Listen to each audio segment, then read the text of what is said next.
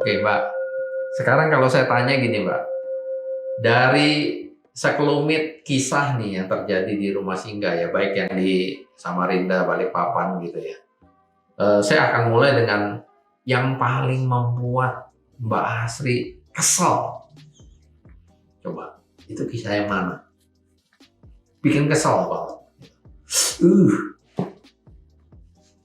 Banyak sih ya. Yang paling lah.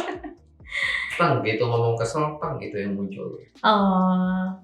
Kalau dibilang kesel awal-awalnya Pak, tapi selanjutnya untuk satu pasien ini gitu, ya. Jadi kasihan gitu, lebih nggak tega. Kenapa gitu. kesel? Awalnya datang ini karena memang mungkin udah gayanya udah kayak preman, udah ya namanya preman kan ada ya tato ini dengan gaya-gayanya. Samarinda. Pasien untuk pasien dewasa. Terus bawa apa sih namanya badik ya atau apa gitu senjatanya dia gitu yang katanya seumur hidup ini nggak boleh lepas, harus ada sama dia. Terus juga dengan sikapnya ini beliau ini juga merasa ya apa sih gaya preman gitulah, kencing sembarangan, ada toilet gak mau dipakai karena merasa kotor di situ. Saya lebih senang di sini tapi di pagar gitu. Di depan rumah? Depan rumah, di teras. Memang jadi habitnya dia gitu, memang suka buang air kecilnya sembarangan gitu, pipisnya sembarangan. Sampai terus coba kita pendekatan untuk tidak seperti itu, termasuk juga senjatanya itu kita simpan. Mau akhirnya apa yang bikin kesel? Kencingnya atau apa? Itu kalau saya sih masalah senjatanya nggak ada masalah apa-apa, cuman pipisnya sama udah sekitar 15 hari 20 hari ya, saya kurang ingat deh. Kalau nggak salah itu beliau baru ngomong, saya kepengen loh Mbak Asri bikin cerita di rumah singgah ini. Oh cerita apa Pak? Cerita berdarah. Waduh, ngapain Pak? Pokoknya ada aja nanti. Saya mau bikin cerita berdarah di rumah singgah ini. Waduh, jangan gitu Pak, gitu. Ya udah ternyata bener. Kalau nggak salah nggak lama kok dari beliau ini ngomong itu sama saya, mungkin seminggu. Terus dia ngancem istrinya. Ini di mana posisinya? Di Samarinda. Istrinya di rumah singgah juga? Iya, sebagai pendamping. Jadi kesel gara-gara dipaksa makan. Jadi mungkin ada masalah atau apa ya di daerah kepala beliau ini. Jadi memang agak sangkut gitu. Kemudian dia marah sama istrinya. Kemudian akhirnya dia ngancem. Ada pisau, bukan pisau Pak, garpu. Mau dia cucuk ke istrinya. Jadi akhirnya kita ambil itu garpu. Itu banyak orang saat itu? Banyak orang, banyak pasien. Mbak Asri di situ? Saya kalau dia lagi marah begitu, saya nggak ada, dia berani marah. Jadi nunggu memang dia momen saya nggak ada, baru dia marah. Tapi banyak orang saat itu? Banyak orang, jadi karena saya dikabarin, coba dulu untuk simpan semua perkakas yang tajam. Jangan dulu masak, 3 hari kita nggak masak. Terus misahin istrinya ke rumah yang lain. Ke rumah anak, pada waktu itu kan berdekatan tuh. Jadi kita pindahin ke rumah anak. Nah, cuman beberapa langkah aja. Nah, terus dia cari, mana? Nah, dia sebut nama istrinya, mana itu? Harus ke sini. Itu perempuan, itu yang dia sebut gitu. Dia panggil. Jadi kalau ketemu maunya mukul, maunya marah. Sampai akhirnya saya datang, apa sih masalahnya Pak? Saya nggak mau dipaksa makan, cuman itu aja. Kemudian saya mana badik saya Mbak Asri, saya mau tusuk dia. Waduh. Jadi kalau nggak ada dikasih ini semua orang di sini, aku mau beli pisau. Saya mau keluar, nanti saya tusuk semua orang di sini. Wah, jangan gitu sampai akhirnya Bapak mau pulang atau Bapak mau di sini? Kalau Bapak mau di sini ya saya nggak mau kasih badiknya.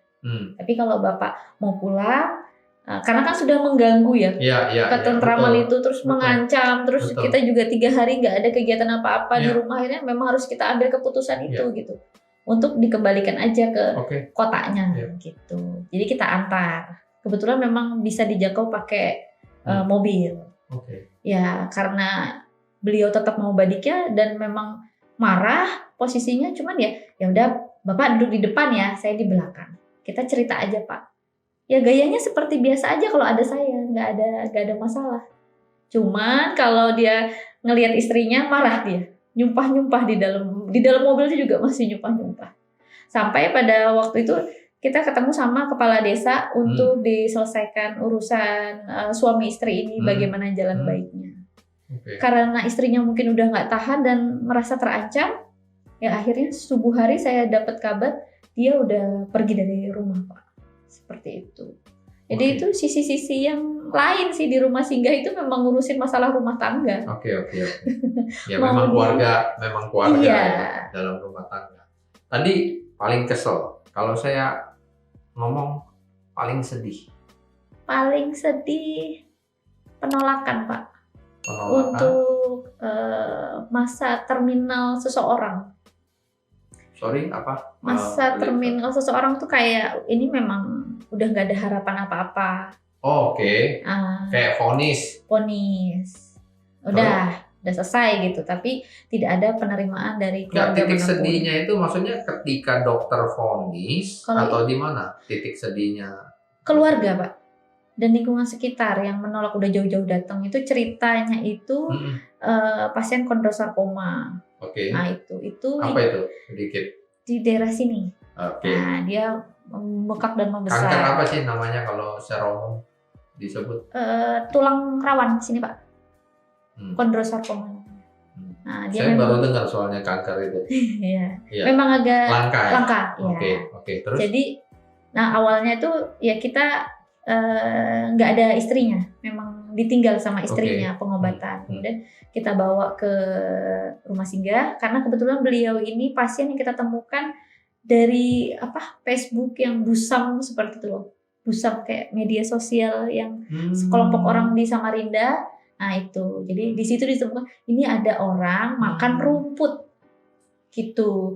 Padahal dia karena suaranya agak susah bicara karena sudah ada penurunan rahang, jadi dia bilang, Mbak saya tuh nggak makan rumput, tapi saya tuh makan labu, daun labu katanya gitu. Cuman orang dengernya rumput katanya gitu. Oh iya, Bapak apain itu? Direbus kemudian di blender karena nggak bisa kayak normal gitu kan Pak.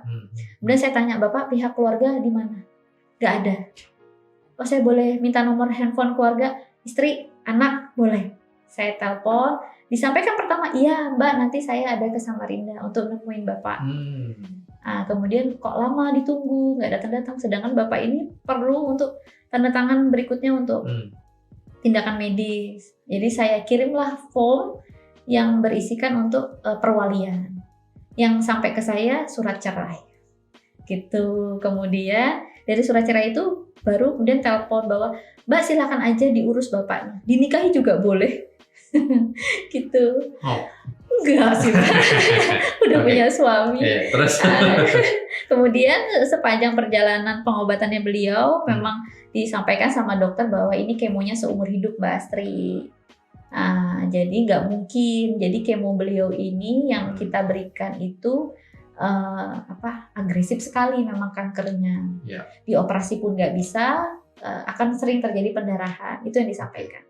Sampai akhirnya BPJS-nya beliau ini nggak dibayarkan sama pihak keluarga. Dan udah ternyata nunggaknya banyak ternyata Pak. Karena ternyata dia kakaknya tuh banyak. Di dalam satu kartu keluarga itu kan itu semua yang dibayar. Ternyata jumlahnya tuh besar sekali gitu. Sampai akhirnya dokter bilang, Mbak ini kemo seumur hidup. Apa yang harus dilakukan ini dokter? Ya pilihannya ada di Bapak. Kalau memang Bapak mau lanjut, ayo kita lakukan kemo seumur hidupnya. Ternyata beliau juga bilang enggak lah saya katanya gitu. Ya udah apa Bapak maunya apa gimana? Apa mau di sini aja nggak ada masalah. Mbak saya mau pulang. Gitu. Sampai pulang, Bapak pulangnya kemana? Disampaikanlah ke saya. Kalau beliau itu mau pulang ke Kalimantan Barat. Iya ya. Jauh sekali. Jauh Pak.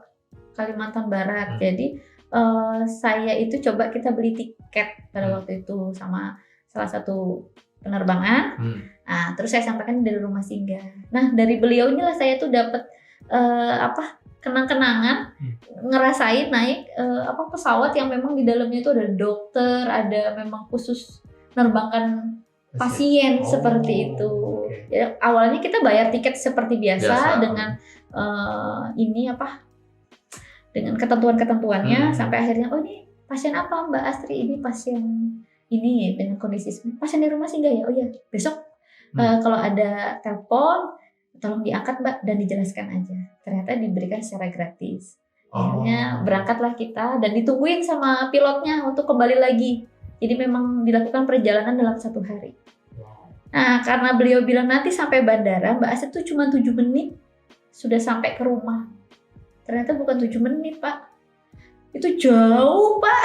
Saya pikir itu dekat, ternyata harus naik motor. Kok motor, Pak? Iya, karena Mbak, kalau itu juga saya dapatnya dari teman-teman untuk ngejemput beliau ini. Karena mau ke daerah itu, gitu. Kalau beliau bilang, enggak Mbak, kita jalan kaki aja. Nah, kok jalan kaki Pak? Kan udah beda dulu 17 tahun.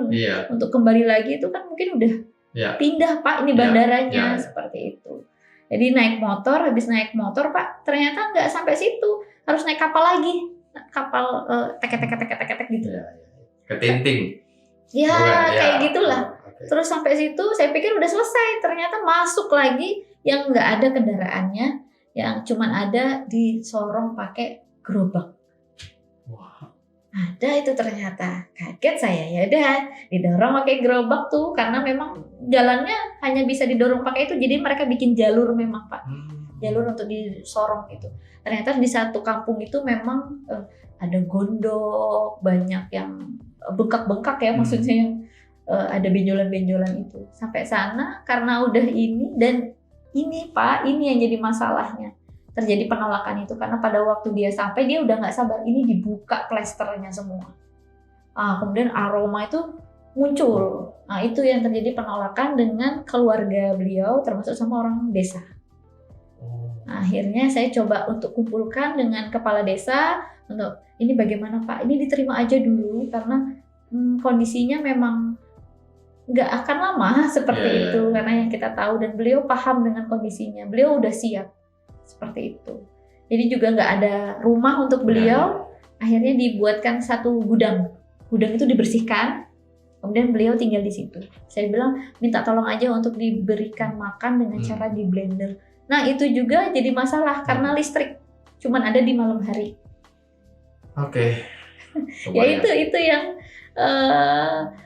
yang sedih, tapi banyak pengalaman yang kita dapat dari beliau itu. Kita banyak belajar gimana caranya nangani pasien dengan yang susah makan. Mungkin beliau nggak perlu makan tapi perlu dikasih semangat juga. Semangat ya, ternyata malah bikin down. Sabar ya, saya kalau nggak sabar nggak sampai titik ini. Iya juga sih. Jadi kita nggak bisa ngomong sabar ya gitu, nggak bisa. Jadi memang dari beliau lah saya belajar itu untuk gunakan mata, gunakan telinga sama tangan untuk menepuk, karena nggak perlu dikeluarkan sabar ya, hanya dielus saja punggungnya udah termasuk bahasa tubuh. Nah sebelum saya lanjut Mbak, saya tertarik tadi pengen explore tadi yang pasien baru banget dicerita ini kan dapatnya dari medsos nih tadi ya.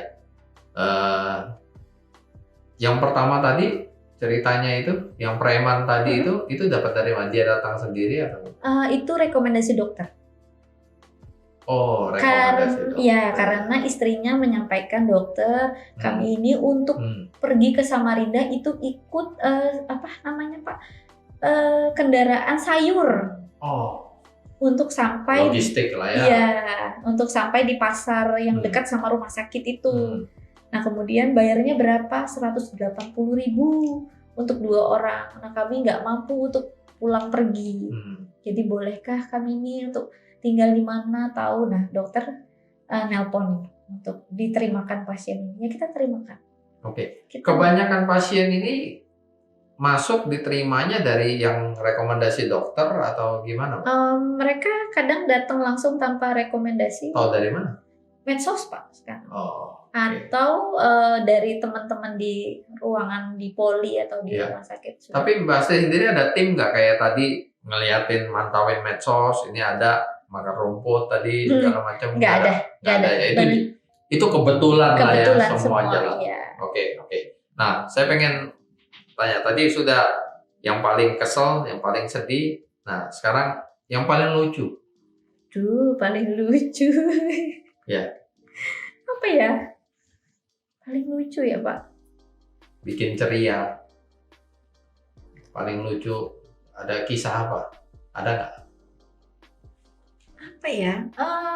Lucu atau agak sensitif ya. Tapi dipikir-pikir ya itu ternyata kebutuhan. Oke. Ternyata ya rumah singgah ini juga masih dalam wacana kita sih. Apakah itu diperlukan atau tidak? Ternyata kan orang dewasa itu mau di rumah singgah kanker anak atau di rumah singgah kanker yang di dewasa, kan memang sama-sama ada orang dewasanya, Pak. Ya. Jadi kan ada kebutuhan yang harus dipenuhi. Nah itu sering dan bukan sekali aja, sering kita dapetin dari yang di anak-anak juga seperti itu. Mereka butuh bilik khusus ya? Bilik khusus. Ada bilik khusus? Nggak ada, Pak. Nah, itu sebenarnya jadi wacana kita dan masih banyak diskusi lagi apakah itu diperlukan atau tidak. Jadi karena kan memang pasien termasuk yang lansia, Pak, yang sepuh-sepuh juga disarankan terkadang sama dokter, entah itu menjadi bercanda atau tapi itu bisa diseriusin sama pasiennya. Ini perlukah begitu? Kadang mereka datang ke saya untuk, Mbak Astri, saya disuruh dicolek sama bapak, ini gimana? Aduh, dicolek itu gimana, Bu, maksudnya? Kan dengan misalnya dengan serpik, terus untuk biar bisa luas atau apa seperti itu, mereka membutuhkan satu ruangan. Cuman kan kita tidak berpikir ke arah sana, apakah itu harus dipenuhi? Tapi ternyata sepanjang perjalanan ini, Pak, sampai hari ini itu memang menjadi diskusi kita karena nggak cuma satu kali. Belum ada keputusan, belum sampai ada keputusan. Belum, itu juga karena mungkin keterbatasan rumah, wilayah. Saya juga nggak berani kasih komen apa takut. Next. Saya skip ya, sobat ya, Padi ya. Nah, mungkin satu lagi, yang paling bikin bangga, yang membanggakan, ceritanya ada nggak? Yang membanggakan. Paling membanggakan nih buat Mbak Astri selaku pengurus dari rumah singgah gitu. Kisah yang mana nih dari pasien? Dari pasien ya. Anak-anak? Terserah. Yang paling membanggakan yang mana?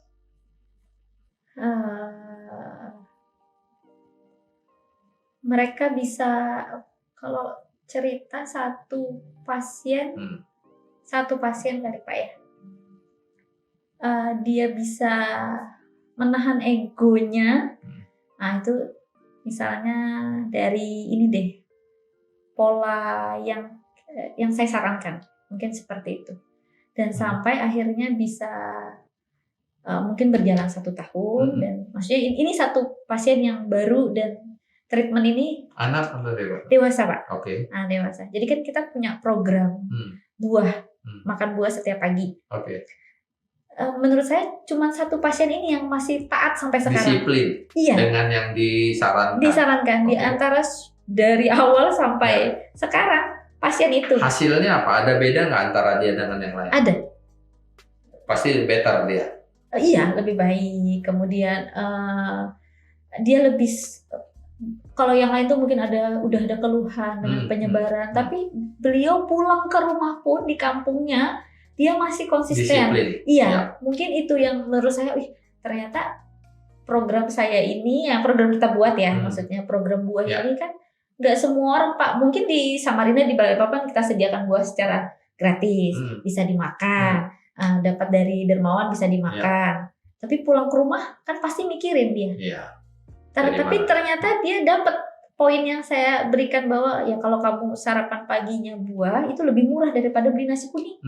Dan lebih cocok gitu dengan kondisi kita. Nah, seperti itu. Sampai sekarang termasuk dia kuat untuk puasa Ramadan, padahal masih kategori pasien dan masih konsumsi obat. Katanya ini lebih enak, Mbak Astri, kalau saya menjalankan puasa dengan sahurnya cuma dengan buah. pokoknya Mbak Astri makan apa saya ikutin. Jadi itu yang bikin keren nih gitu. Jadi satu orang ini bikin program ini akhirnya tuh ada yang mau ngikutin walaupun sudah terlepas daripada rumah singgah. Oke. Nah, Mbak Astri, kita coba Mbak Astri, saya butuh informasi nih. Kira-kira nih saat ini saya mau ngajak Sobat Padi, kalau misalnya ada yang bertanya, apa nih yang bisa kita support, apa nih yang kita bisa bantu untuk rumah singgah nih yang Mbak Astri kelola nih. Kira-kira apa nih kalau kita menjawab pertanyaan tersebut gitu? Karena di rumah singgah itu sebenarnya sama kayak kebutuhan rumah tangga. Pasti kebutuhan dasar sih Pak. Kebutuhan pokok. Kebutuhan pokok. Oke, terus? Dapur seperti itu. Kemudian sebenarnya juga selain daripada itu, sebenarnya butuh banyak orang-orang yang datang untuk bisa jadi caregiver-nya, tambahan caregiver. Itu kita sangat kurang banget. Untuk orang yang paling tidak mau datang belajar aja. Belajar itu kan nggak harus terjun langsung tapi melihat, mengunjungi, kemudian menjadi teman cerita. Itu juga bisa. Seberapa open nih untuk menjawab yang nomor 2 ini, rumah singgah? Apakah orang bebas keluar masuk atau gimana? Sebenarnya kalau dibilang bebas keluar masuk enggak sih. Apa ada jadwal tertentu gitu untuk? Oh enggak, kita terbuka aja. Kecuali di masa mereka lagi pengobatan ya kayak pagi hari kan udah pasti ke rumah sakit. Tapi kalau misalnya jadi teman cerita datang kayak gitu, ngobrol. Biasanya sih ngelewatin kita dulu, ngobrol dulu dengan kita, kebutuhannya seperti apa gitu. Baru bisa langsung ke teman-teman, ke anak-anak, seperti itu. Terima kasih. Terus yang ketiga? Ketiga, karena status rumah kita ini masih sewa, nah itu biasanya boleh banget untuk disupport di cicilan rumah sewanya yang langsung dibayarkan ke pemilik rumah. Iya, jadi nggak melalui kita, langsung aja ke pemilik rumahnya juga bisa. Ya, nanti saya boleh share nomornya Mbak Astri ya di ini ya podcast ini. Boleh. Jadi biar Sobat Padi juga bisa langsung akses. Oke, 3, 1, saya ulangin biar nggak lupa ya. Yang pertama kebutuhan pokok dapur ya. Iya, termasuk yang program buah itu Pak. Ini dipisah atau kita keempat? Boleh, kalau keempat juga boleh. Ya. Mungkin keempat, sebentar. 1, kebutuhan pokok dapur. Yang kedua mungkin saya bahasanya volunteer. Ya, relawan untuk menjadi caregiver. Caregiver ya namanya? Caregiver ya. Terus yang ketiga tadi adalah mengenai, karena ini masih sewa, ya biaya sewa lah ya. Terus yang keempat tadi baru diomong buah. Program buah. Sedikit buah. Mungkin perlu disampaikan buah ini. Buah seperti apa? Buah apa? Buah manis, berair, boleh. Manis, berair? Iya. Apel. Bukan ngindarin manis? Kan manis Pak kalau asam. Iya. Intinya mungkin jangan ngomong manis ya, buah tidak asam gitu ya. Iya. Karena buah yang terlalu manis juga sebenarnya nggak bagus kan? Iya Pak, benar Pak. Jadi buah yang berair dan tidak asam. Ya. Mungkin lebih bagus begitu lah ya. Ada lagi? Harus 5 Mbak. Tadi kita. 5 ya. Satu lagi. Ini. Apa satu lagi? Apa ya? Kalau di anak-anak ini, itu dari awal saya sudah selalu sampaikan teman-teman kalau datang juga, kalau dermawan datang, apa sih yang selalu dibutuhkan di anak-anak, khusus untuk rumah singgah kanker anak. Relawan guru Pak. Guru. Ini juga salah satu cerita di anak-anak kita yang terbatas untuk mendapatkan pendidikan, hak pendidikannya. Karena nggak sekolah ya mereka? Karena nggak sekolah. Mereka paling panjang 2 tahun. Paling panjang. Dan itu 1 tahun juga belum tentu selesai kan Pak. Nah, kalau disiplin banget 2 tahun. Dan otomatis belum tentu juga mau sekolahnya nerima mereka. Pada waktu tiba-tiba ujian. Hanya sekolah tertentu aja. Nah, jadi biasanya ujung-ujungnya mereka cuti sekalian. Berhenti udah gitu. Saya ulangin lagi Mbak, lega saya 5. 5. 1 adalah kebutuhan dapur. Kebutuhan pokok. 2, caregiver. 3, itu adalah sewa, betul ya tadi ya? Ya. 4 buah ya yang berair dan tidak asam, dan 5 guru khususnya buat anak-anak nih. 5 lagi kita dapat. Ya, oke. Nah, saya mau coba masuk ke sesi final kita nih. Itu mungkin saya mau minta Mbak Asri memberikan edukasi juga nih di sini. Yang pertama mungkin bagaimana nih kalau kita misalnya ketemu nih lingkungan kita dengan kondisi pasien kanker gitu. Ya, nanti yang kedua, terus bagaimana mungkin bagi yang menyimak nih podcast Padi ini gitu ya, Sobat Padi, kalau misalnya ya mereka harus menghadapi kondisi ini gitu. Mungkin apa yang bisa diberikan tipsnya untuk kondisi tersebut? Ini mungkin cerita dulu ya. Ya. Kebanyakan yang datang itu rata-rata pasiennya selalu nggak mau makan, Pak. Susah makan. Makan merasa dibatasin. Karena rata-rata kalau ada yang terdiagnosa, keluarga itu nomor 1 yang melarang dan membatasi semua makanan. Oke. Nah, jadi kadang-kadang mereka datang itu udah dengan nggak mau makan nasi, nggak mau makan ini, nggak mau makan ini, pokoknya sampai akhirnya mereka down ya pasiennya sendiri. Karena itu sih yang paling sering terjadi ya. Jadi kadang-kadang saya sampaikan, kami relawan tuh menyampaikan jangan dibatasin dulu makannya karena masih dalam proses mau pengobatan, itu butuh tenaga yang banyak sehingga butuh asupan gitu. Kalau dibatasin makan ini nggak boleh, makan itu nggak boleh, nanti tuh akan ada masanya mereka tuh nggak mau makan. Nah, jadi kalau sekarang ini simpan dulu tenaganya, penuhi asupannya supaya bisa kuat untuk menjalani pengobatannya. Jadi terkadang ya itu tadi, kita ini sebagai orang-orang yang berada di lingkungan mereka yang barusan terjadi, kita nggak perlu kasih banyak omongan. Ya cukup dengan pandang aja matanya waktu dia lagi ngobrol, lagi curhat. Iya, kalau kita nggak bisa ngasih jawaban, kita ulang aja kalimat di akhirnya. Aduh, nyeri banget di sini. Oh iya, nyeri ya. Ntar sambung lagi ceritanya gitu. Dan kita jangan memberikan saran apapun karena itu nanti memang dirinya sendiri yang akan memberikan saran pada dirinya sendiri. Makanya kan kalau caregiver itu cuman seperti pengalaman yang saya dapat, memang gunakan telinga, gunakan mata, tangan. Ininya bukan mulut. Bukan mulut. Ya. Jadi itu yang tipsnya untuk yang pertama ya. Iya. Terus yang kedua, bagi misalnya kalau memang harus menghadapi ini gitu, vonis ini gimana? Kanker ini. Untuk keluarga. Atau tadi untuk pendamping keluarga kan yang gunakan mata, telinga sama tangan kan, jangan mulut, itu untuk pendamping kan sekitar ya. Kalau ini yang si pelakunya. Kalau pasien itu biasanya yang sering saya ajak ngobrol itu biasanya kalau saya sih Pak ya, pada waktu itu saya tidak akan memberikan pilihan apapun untuk mereka. Mereka yang memilih. Jadi memang kalau di sisi saya kan sebagai caregiver-nya saja. Jadi saya akan menunjukkan aja mau terapi yang medis atau non medis. Yang boleh pilih cuman pasiennya aja. Mau nggak berobat pun itu sudah haknya. Kita nggak boleh kasih yang lain-lain. Kita cuma bisa kasih pandangan aja. Nah, termasuk keluarga di sekitar. Kalau memang dia mau medis atau non medis, sampaikan.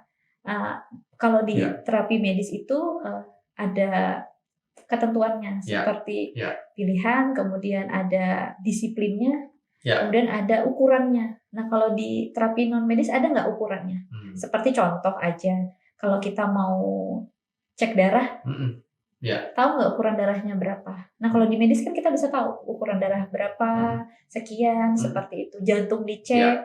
Kalau yang ini dicek apa enggak? Kalau dia tetap pilihannya mau ke non medis, berapa lama?